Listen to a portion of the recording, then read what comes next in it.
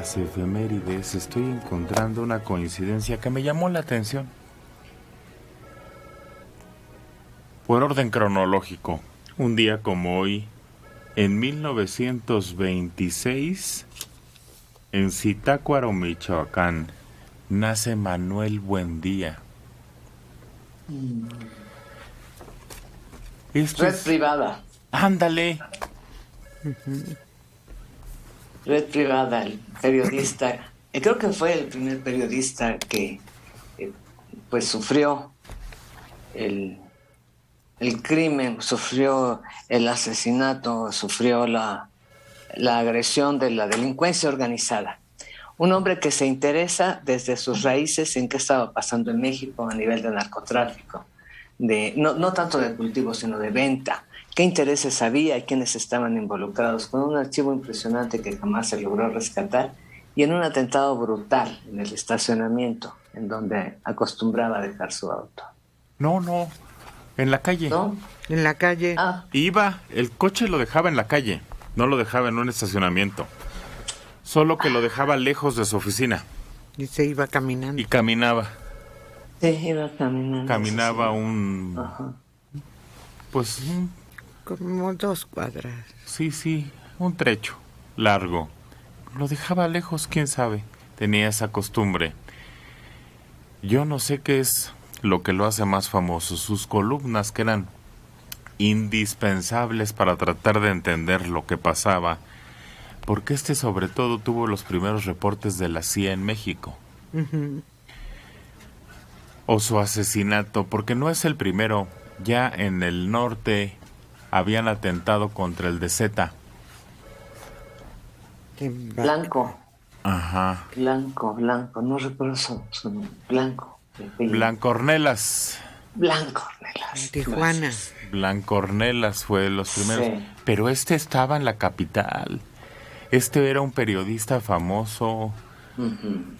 No se daban esos asesinatos en esta metrópoli como ahora, lo mismo que sucede ahora. Hay periodistas muy influyentes aquí en la capital, muy escuchados, muy leídos, pero que no es difícil que su vida corra en peligro como los que están en Veracruz, en Tijuana, hasta en Yucatán. Todos los que están en provincia tienen una exposición a la violencia más difícil. Manuel Buendía, que nació un día como hoy, pero de 1926. Ni siquiera el último día de su vida, un verdadero periodista puede considerar que llegó a la cumbre de la sabiduría y destreza. Imagino a uno de estos auténticos reporteros en pleno tránsito de esta vida a la otra y lamentándose así para sus adentros. Hoy he descubierto algo importante, pero lástima que no tenga tiempo para contarlo. Así era decían que tenía entre sus manos información muy importante y que por eso lo mataron en el cruce de Insurgentes y Paseo de la Reforma. Zorrilla Fuentes fue el que cayó como autor, pero nunca lo negó y dijo que él no era el autor intelectual. Red privada, la CIA en México, la ultraderecha de México y bueno, muchos libros y ensayos y columnas tenía Manuel Buendía, el periodista de mayor influencia en ese tiempo, pero del periodismo serio, de la prensa escrita. Tan se la estaba jugando que por eso lo mataron. Él andaba armado para protegerse. No le valió de nada. Además de que fue el primer asesinato de unos que venían en motocicleta. Uh-huh. Y que la usaron para escapar rápidamente. Pues es muy importante. Hay una fundación. Y para los que estudian periodismo, para los que les interese saber Porque hay quien dice, es que en México no había libertad de expresión o no había... Ahí están los héroes. Sí había gente que reportaba lo que estaba mal y que hacía su trabajo, nada más había que buscarlos en donde chambeaban. Pero curiosamente comparte día de nacimiento, hoy, 24 de mayo, en 1928, nace Jacobo Zabludovsky. Qué curioso que compartan día dos periodistas destacados, cada uno en su ámbito. Línea. Sí, porque Buendía se dedicaba al periodismo escrito y Zabludovsky a los medios, televisión, radio. Pues los dos son medios. A los medios electrónicos. Pues. Eso sí. Abogado, periodista mexicano, condujo durante 27 años el noticiario 24 horas. 24 horas era un formato que no existía, porque en la noche no había audiencia.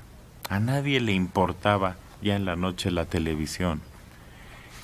Y no fue Jacobo, sino un productor el que dijo, ese horario vale la pena y está desocupado. Y lo agarró. Puso ahí el noticiero nocturno y luego se volvió referencia, porque ahí sí. Entonces a la gente le preguntabas algo y te decían, lo vi con Jacobo. Sí. Y no existía algo si no lo había documentado o dicho Jacobo.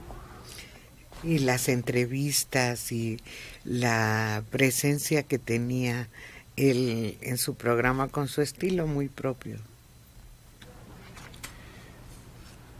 Colaboró en casi todos los medios, Jacobo, Novedades, Ovaciones, Claridades, El Redondel, El Universal. Bueno, Jacobo tuvo una larga trayectoria y, sobre todo, es como el papá de una serie de reporteros que ahora están en los medios y que cuando empezaban, chambeaban con él.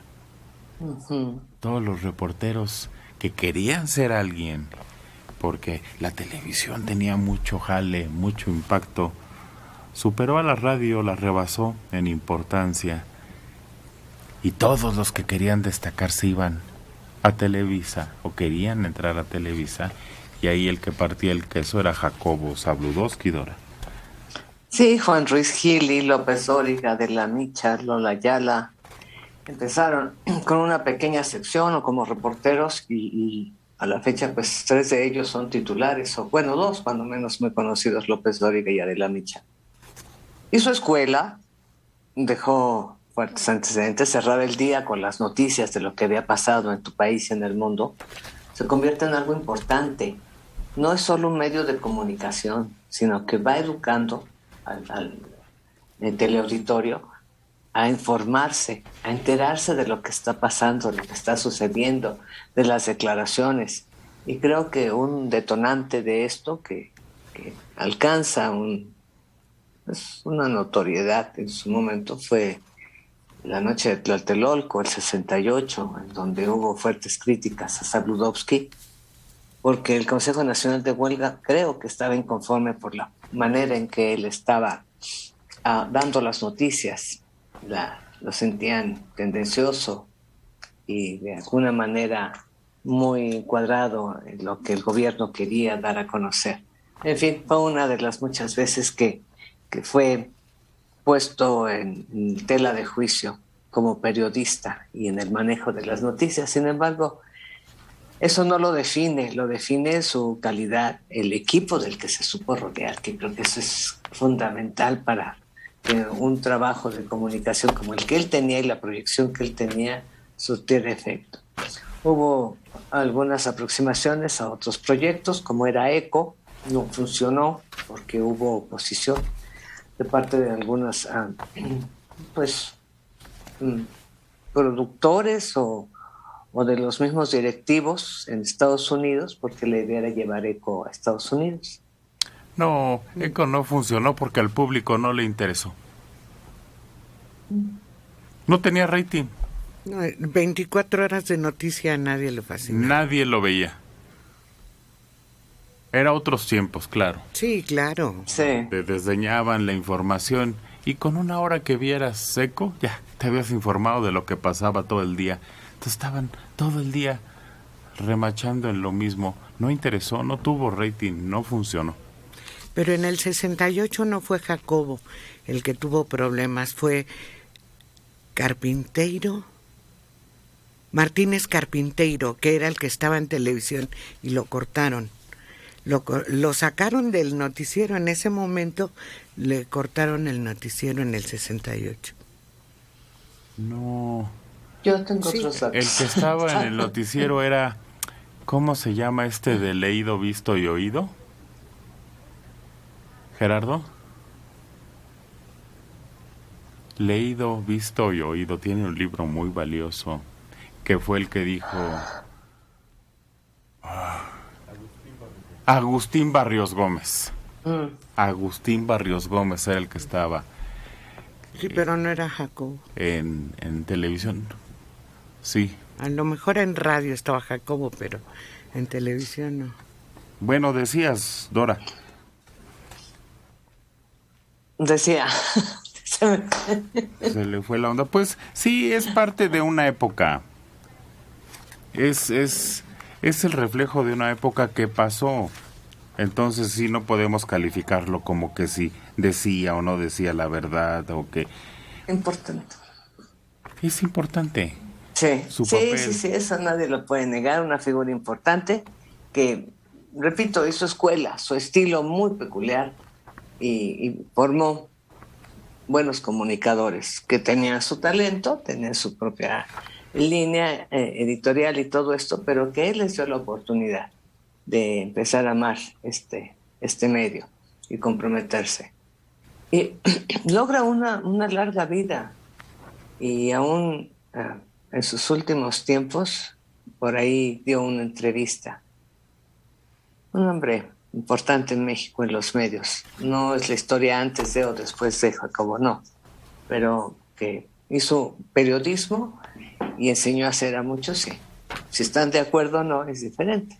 Pero periodista y abogado igual que Buendía. Yo no sé si el estudio de la carrera de Derecho nos lleva a esa necesidad de expresar, de comentar, de comunicar lo que están viendo dentro de la carrera o del ejercicio del derecho, pero también un hombre muy culto, muy preparado, cualquier cantidad de temas, de artistas, de políticos, de guías, de hacedores de opinión pública entrevistó. Logró lo que muchos no lograron. Primeros mandatarios, Castro Ruz, papas, en Europa, en Rusia, en todas partes estuvo. Y Pues, lograba la entrevista porque además hablaba diferentes idiomas y eso te abre la puerta en cualquier lugar. Ah, claro, pero tuvo unas desafortunadas. Con Castro lo entrevistó cuando todavía eran revolucionarios y no tomaban el poder. Fue uno de los que estuvo en La Habana, de los primeros en llegar a La Habana, cuando llegaron los Barbados, y se le ocurrió preguntarle, ¿cuándo se va a rasurar? Y se volteó Castro y le dijo, estamos viviendo un momento histórico, una lucha que no había en nuestro país, y a usted lo único que le preocupa es cuándo nos vamos a rasurar. Feo, le contestó, muy feo, pero queda el trabajo. Y sí, como dice Adela, él llegó en los 70 Sí. al noticiero, estaba Barrios Gómez en ese noticiero nocturno. Entonces él fue el que le tocó y dijo, hoy fue un buen día. Algo así es la frase que tiene Barrios Gómez para abrir el noticiero, que le costó muchas críticas. Pues curiosamente, hoy están Jacobo Zabludovsky, Manuel Buendía, compartiendo fecha de nacimiento. Claro, que si me permiten la extiendo y le mando felicitaciones a Alfredo Jalife, que también hoy está cumpliendo años. También y ahí tendrá anda pastel. Alfredo Jalife, que es muy interesante todo lo que dice ese Jalife, porque si hay alguien preparado, es Jalife. Alfredo Jalife es internacionalista y es muy interesante todo lo que tiene que decir y hoy está también cumpliendo años.